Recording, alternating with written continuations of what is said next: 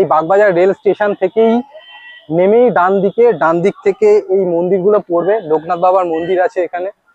মন্দির থেকে বেরিয়েই ডান দিকে যদি যাও, ডান দিকে যদি আসো, বাগবাজার ঘাট, এটা অ্যাকচুয়ালি বাগবাজার ঘাট যেটা, এটাই বাগবাজার ঘাট। তারপরে অনেকগুলো ঘাট আছে, শোভাবাজার ঘাট আছে, কাশী মিত্র ঘাট আছে, তো ওগুলো দেখাচ্ছি।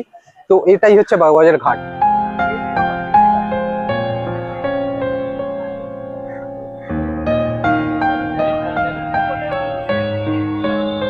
এখানে বিকেলে সূর্যটা দেখতে অনবদ্য লাগে, সূর্যাস্ত অ্যাকচুয়ালি।